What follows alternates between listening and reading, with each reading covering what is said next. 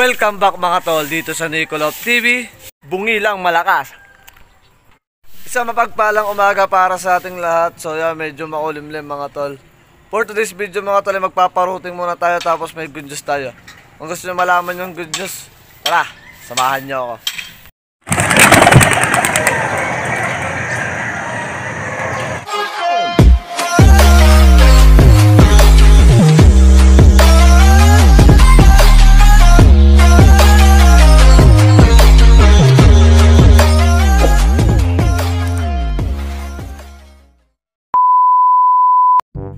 So ayan mga tol, at nandito na nga yung ating mga kalapangit mga tol. Si BC1 ay hindi muna natin paparonday, magpaparonda nga tayo ngayon. Pero si BC1 ay iwan mga tol. So relax lang si BC1 kasi may laban na naman siya bukas mga tol. Tapos siya paparondahin natin lahat, maliban na kay BC1 mga tol, paulit-ulit. So yan, samahan nyo ako. Medyo makulimlim nga pala mga tol, medyo naambo na. Pero magpaparonda pa rin tayo. Tara! So yan mga tol, yung pinagtusan pala natin sa ating mga YB dyan, kay Paki the Second, kay Lumpia at kay Shanghai mga tol, ay 23 kilometers agad mga tol, so ang layo sa bahay ng girlfriend ko mga tol. Yan o, yung ating black check, napakakinis, pero hindi natin paparondahin yan mga tol. So yan mga tol, magpaparonda na tayo.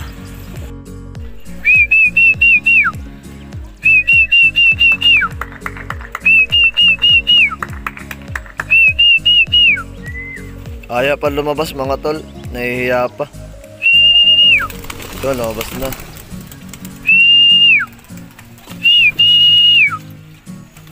Ito, lumabas na din. Ito, lumabas na. Kaya mga tol, itong white feather na lang, hahayaan na natin dyan. Inire-recover pa naman natin yan. Tapos yan si BC1.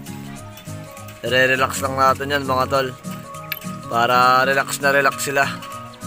Tapos mga tol, ang good news natin ay, so yan mga tol, kita nyo, dalawa na yun nandito. So bumalik si Shing mga tol. Kaso nasa trabaho na ako nung bumalik to. Nagkakatid kasi to ng chicks mga tol pero may kapares na siya. So yan, di na malungkot yung kanyang kapares tsaka mga inakay mga tol. Yan o. Pagtapos natin magparonda mga tol, update ko naman kayo kung anong kaganapan sa taas mga tol. So may bad news tayo dun.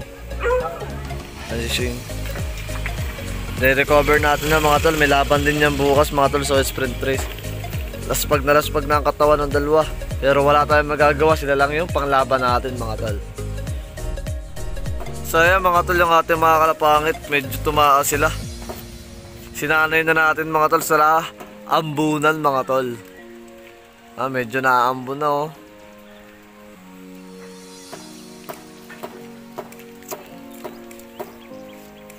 Mga YB lang yan mga tol. Tapos si Bait the Second, nagiging tutor na si Bait the Second mga tol. Ayan.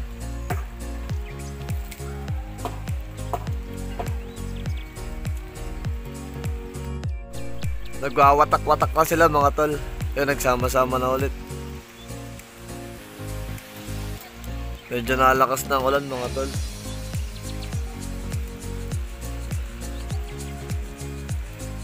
Ayan o, kitang-kita nyo naman. Para malakas ang pakpak ng mayan kahit abutin ng ulan mga tol. Mukhang bababa na sila mga tol. Hindi pa. So yun mga tol, yung tubig na pinapainom natin kasi ngayon nilagyan natin ng electrolytes para mabilis siya makarecover mga tol. Tapos yung ating mga kalapangit ay nandito na sa bubong mga tol, kasi naaambon na mga tol. So papasokin na natin siya, tapos pupunta na tayo sa ating breeder cage mga tol. So yan mga tol, nagbabaan na yung ating mga kalapangit. So papapasukin na natin sila mga tol. So ito ang gamit natin patuka, Layer Mix.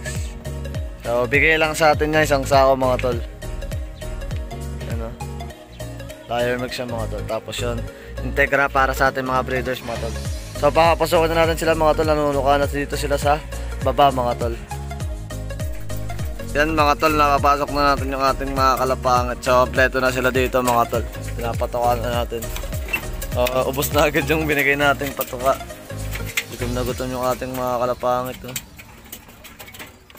Mga tol, update ko na lang kayo pag nandun na tayo sa ating good news tsaka bad news ulit mga tol.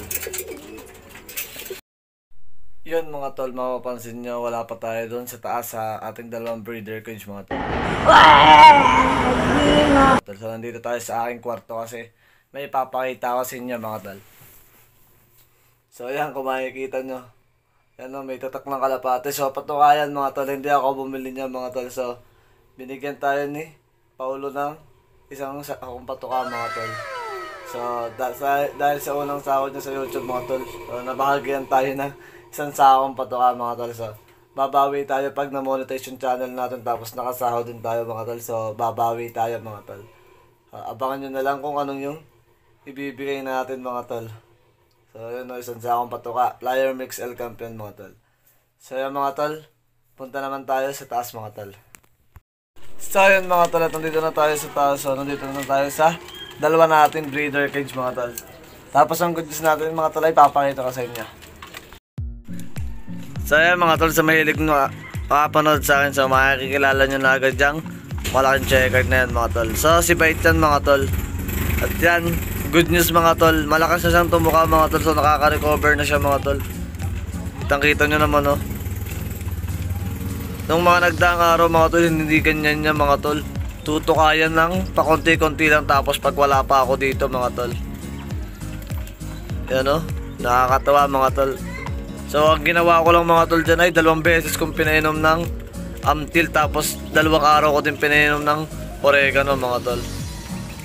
Tapos pinabayaan na lang natin siya mga tol. Hindi na natin siya inawakan, hindi na natin siya inistorbo mga tol.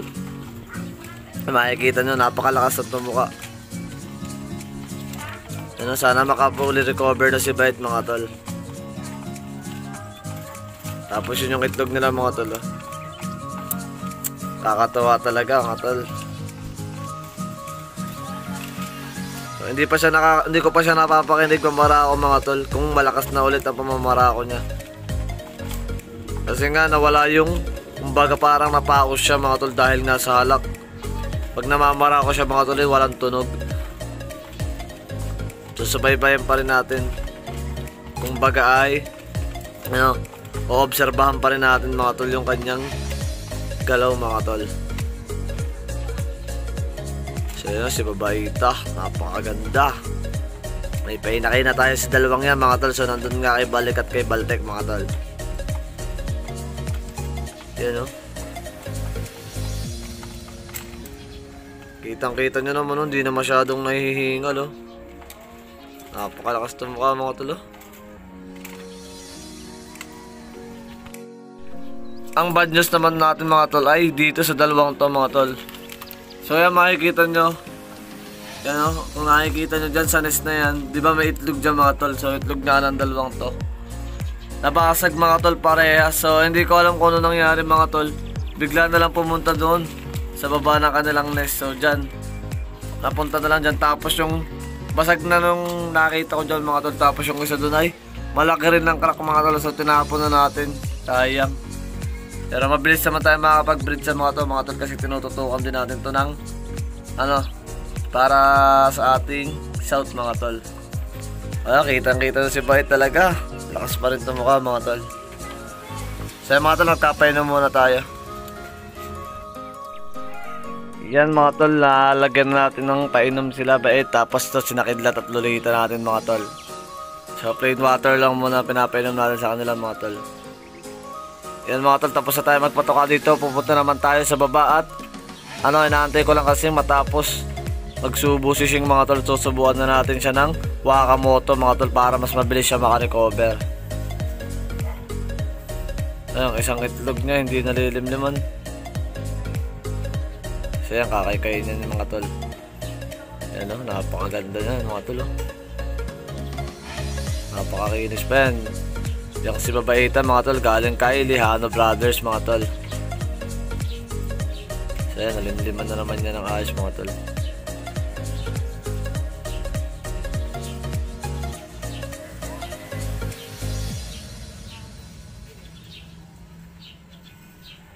Yan o.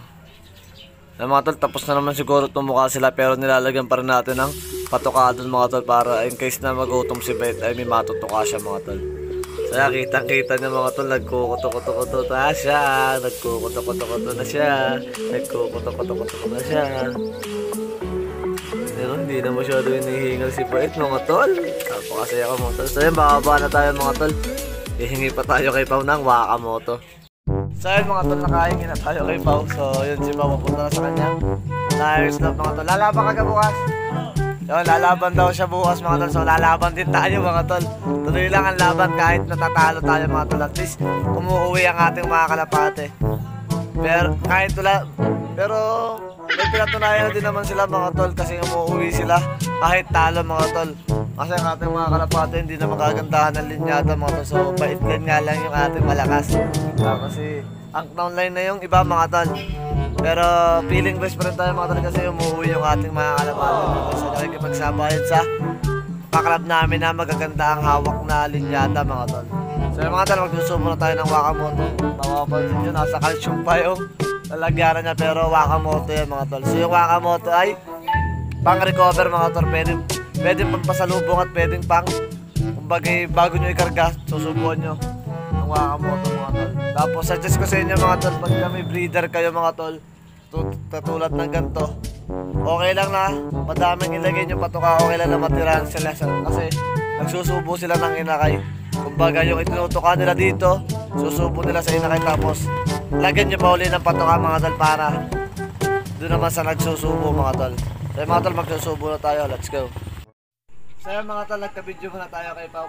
So kukunin natin si BC1 mga tol, susubuan na rin natin ng Wakamoto mga tol. Wakamoto. Ayan mga tol, si BC1. Makinis Okay, pa rin naman siya mga tol. Kaya makikita nyo. Makinis pa rin siya mga tol. Oh. Ganda. Tapos hindi naman medyo laspag katawan niya mga tol. Ganun pa din. Pero kailangan pa rin natin i-recover yun mga tol. Yung Wakamoto natin nasa calcium. So, ito ang ating Wakamoto mga tol. Kaya mga tol, magsusubo na tayo ng Wakamoto mga tol. So, kuha na tayo ng dalawa mga tol. Ayaw po mula yun, mami. Yun.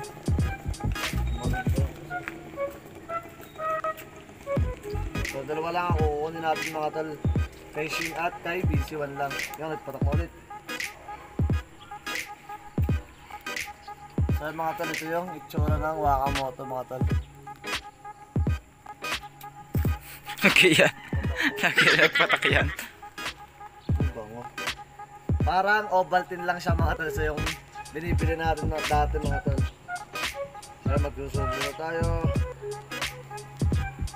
Ayan, para full recover siya. Relax lang ito mga tol. May laban pa ito bukas. Si Shing ilalaban mo. Lalaban pa rin yan. Nasali sa sprint race siya. Nag 1 pace speed na mga yun. Nagkahatid lang yun ng chicks. So yun mga tol, sising naman ang susubukan natin ng Wakamoto mga tol.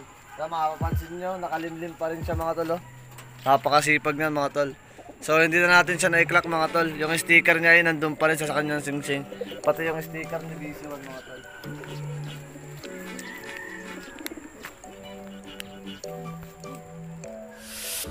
So ito mga tol, natural lang naman dito. Hindi naman gaanong kapayat mga tol. Pero payat pa rin. Kaya makapansin nyo. Bukol pa din naman ang ganito niya. Pero payat pa din. Payat. Kasi nagsusubo nga siya mga tol tapos inilalaban pa natin. So yan si Shing. Bait line mga tol. O sariling linyada ko. Ito lang ang pinangahawakan kong linyada mga tol. So yan. Subukan na rin natin ang Wakamoto. Si Contel anak ni Logon no?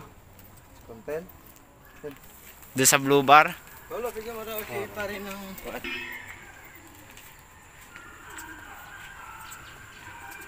So mga tol, nasubukan na natin. Sana wag niya isubo sa inakay mga tol. Baka may subo niya sa inakay natin pero okay lang mga tol. Papangkarera natin yung inakay.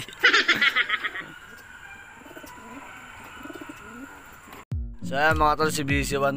wala tayong maibigay na motivate sa kanya mga tol. Sabi ng aking idol mga tol ay pwede naman daw mag-motivate gamit ang patawa, kaso hindi ko natanong kung paano. Wala tayong may pang motivate sa kanya mga tol. Nilalagyan ko ng hen mga tol. Bata pa kasi ito mga tol 4 months pa lang yan. So ang hina pa niyang mamarako mga tol. Hindi natin mabigyan ng pang motivate.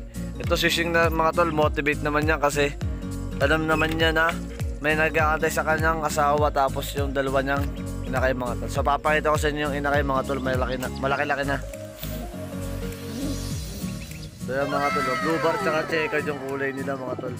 Hindi ko na alam kung kaninong inakay yan mga tol, kasi lima yung lima natin din, nga lang dalawa natira mga tol. Hindi ko alam kung kay Bait o dito yan. Pero okay lang mga tol, isa naman ang lahi ng tatlong yan. Yan, dalawang yan, tapos si Bait, isa naman ang lahi ng mga yan mga tol. So Bait line mga tol. So yan mga tol, tapos na tayo magpatoka at magsubo ng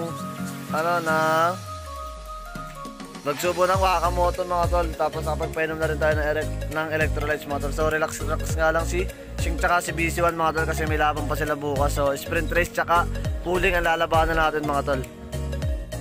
So yun mga tol, at hanggang dito na lang muna ang ating video. Pero bago ko ito tapusin ay batiin muna natin ang mga nagpapabati mga tol. Shoutout kay Julbert Malagar Plum, Iligan City mga tol. So shoutout din kay Undead Leader mga tol, supportahan din natin yung channel niya mga tol. Shoutout din kay Kian Chester Marquez mga tol, at shoutout din kay Luciala 17 mga tol. So si Luciala 17 mga tol ay supporter siya sa atin mga tol. Tapos yung salamat sa lahat ng mga nagko-comment mga tol. So ang sinashoutout lang natin ay yung nagko-comment dun sa latest video natin, kumbaga yung in-upload natin na video kunyari kahapon, tapos may magko-comment doon. Yun lang ang nagsha-shoutout natin mga tol, kasi nga nagagahol tayo sa oras mga tol pagka inisa-isa ko lahat dun sa mga video natin mga tol.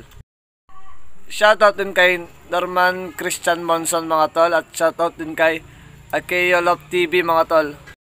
Shoutout din kay Mark William Bulagot mga tol, at shoutout din kay Kaprovinciano Love TV mga tol. So suportahan natin yung channel niya mga tol. Shoutout din kay Deyoy Love TV mga tol. So suportahan din niyo yung channel niya mga tol, kasi isa din siyang pigeon vlogger mga tol. Shoutout din kay Barako Love TV, shoutout din kay CS Love TV mga tol.